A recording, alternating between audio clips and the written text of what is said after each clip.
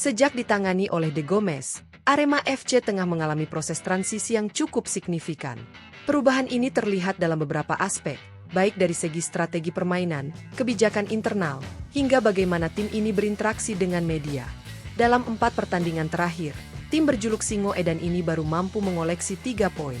Satu-satunya kemenangan mereka diraih saat menghadapi Bali United pada pekan lalu di Stadion Soe Priadi, Kota Blitar. Kemenangan tersebut memberikan secerca harapan bagi tim untuk terus memperbaiki posisi di klasemen sementara Liga 1 Indonesia. Saat ini, Arema FC berada di peringkat ke-9 dengan perolehan 31 poin. Perubahan yang diterapkan oleh De Gomez mulai terlihat dalam berbagai aspek. Tim yang sebelumnya lebih terbuka dengan media kini lebih tertutup dan membatasi akses bagi awak pers. Selain itu, strategi rotasi pemain yang diterapkan juga menjadi kejutan bagi lawan-lawan Arema FC. Raftel Sport mengamati bahwa setidaknya terdapat 4 perubahan besar yang terjadi sejak De Gomez mengambil alih sebagai pelatih kepala Arema FC. Berikut ini adalah beberapa transformasi yang telah dilakukan oleh sang pelatih dalam upayanya membangun kembali kekuatan Singo Edan.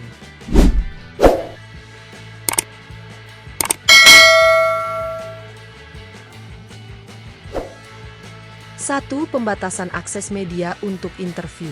Salah satu perubahan paling mencolok yang terjadi di era De Gomez adalah pembatasan akses media terhadap tim.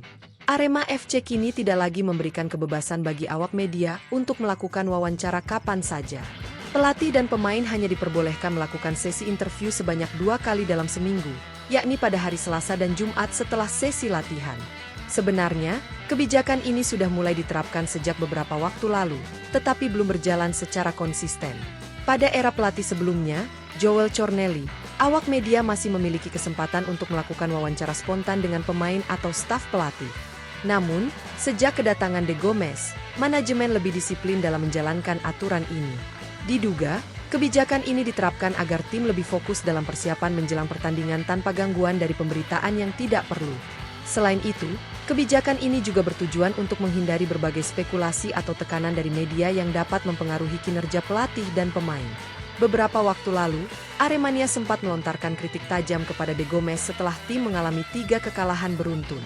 Bahkan, ada desakan agar pelatih asal Portugal ini didepak dari kursi kepelatihan. Oleh karena itu, pembatasan akses media menjadi salah satu langkah strategis untuk menjaga stabilitas internal tim. 2. Merahasiakan daftar pemain yang dibawa untuk pertandingan away atau home di Blitar. Sebelum era De Gomez, daftar pemain yang akan dibawa untuk pertandingan tandang atau kandang di Blitar biasanya diumumkan kepada media. Informasi ini kemudian tersebar luas melalui berbagai kanal berita olahraga maupun media sosial. Namun, sejak kehadiran De Gomez, informasi tersebut kini hanya diperuntukkan bagi internal tim, termasuk pemain dan staf pelatih. Asisten pelatih Arema FC, Kuncoro, menjelaskan bahwa kebijakan ini diambil untuk menjaga privasi tim dan mencegah lawan menganalisis strategi yang akan diterapkan. Informasi tentang pemain yang dibawa untuk pertandingan tidak bisa kami sampaikan. Karena itu bagian dari privasi tim, ujar Kuncoro. Strategi ini tentu memiliki dampak besar dalam menyulitkan lawan dalam membaca pola permainan Arema FC. Jika lawan tidak mengetahui pemain mana saja yang akan dimainkan, mereka akan kesulitan untuk menyusun strategi counterplay yang efektif. Sebelumnya, daftar pemain Arema selalu bisa diakses oleh publik dan sering menjadi bahan diskusi di kalangan supporter serta pengamat sepak bola. Namun, kini semuanya berubah di bawah kepemimpinan De Gomez, yang tampaknya lebih memilih untuk menjaga rahasia tim dengan ketat. 3. Kebijakan rotasi pemain yang konsisten. De Gomez juga membawa perubahan signifikan dalam hal pemilihan pemain. Sang pelatih kerap melakukan rotasi dalam susunan pemain yang diturunkan di setiap pertandingan. Dalam 4 pertandingan terakhir, setidaknya selalu ada minimal 2 perubahan dalam starting 11. Contohnya, ketika menghadapi Bali United, De Gomez memberikan kesempatan kepada 2 winger muda, Salim Tuharea dan Bayu Setiawan, untuk tampil sejak menit awal. Selain itu, playmaker andalan mereka, William Marcilio, kali ini harus duduk di bangku cadangan. Bahkan, bek asal Korea Selatan, Choi Bo-kyung, yang sempat absen dalam beberapa sesi latihan, kembali menjadi starter dalam laga tersebut. Kebijakan rotasi ini bertujuan untuk menjaga kebugaran pemain sekaligus memberikan elemen kejutan kepada lawan. Dengan perubahan susunan pemain di setiap laga, pelatih lawan akan kesulitan dalam membaca pola permainan Arema FC. Dalam laga selanjutnya melawan PSM Makassar, kemungkinan besar De Gomez akan kembali melakukan rotasi.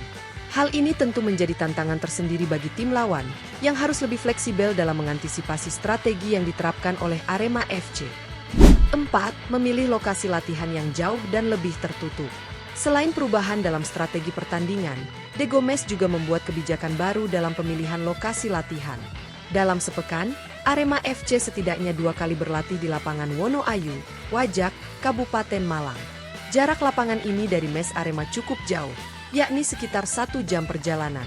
Ada beberapa alasan di balik pemilihan lokasi ini.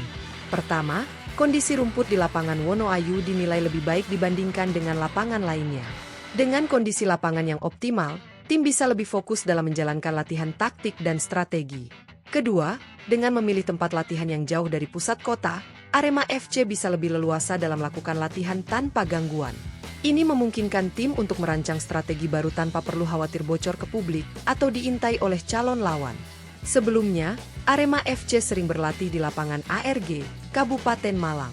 Namun, lapangan tersebut kini dalam tahap perbaikan setelah digunakan untuk berbagai kompetisi dan turnamen kelompok usia. Sebagai alternatif, Arema juga sesekali menggunakan lapangan Universitas Brawijaya, Malang. Namun, latihan di sana lebih difokuskan untuk menjaga kebugaran pemain karena kondisi lapangan yang kurang merata.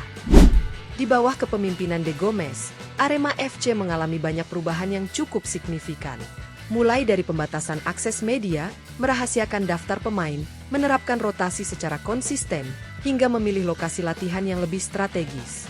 Semua perubahan ini dilakukan dengan tujuan untuk meningkatkan performa tim dan menghadirkan elemen kejutan bagi lawan-lawannya. Meskipun perjalanan De Gomez di Arema FC masih dalam tahap awal, kebijakan-kebijakan yang diterapkannya mulai menunjukkan hasil positif. Kini, harapan Aremania kembali tumbuh untuk melihat tim kesayangannya kembali bersaing di papan atas Liga 1 Indonesia. Apakah strategi yang diterapkan oleh De Gomez akan berhasil dalam jangka panjang? Hanya waktu yang bisa menjawabnya. Namun, satu hal yang pasti, Arema FC kini tengah menjalani transformasi besar di bawah tangan dingin sang pelatih asal Portugal ini. Aremania, terus dukung tim kebanggaanmu.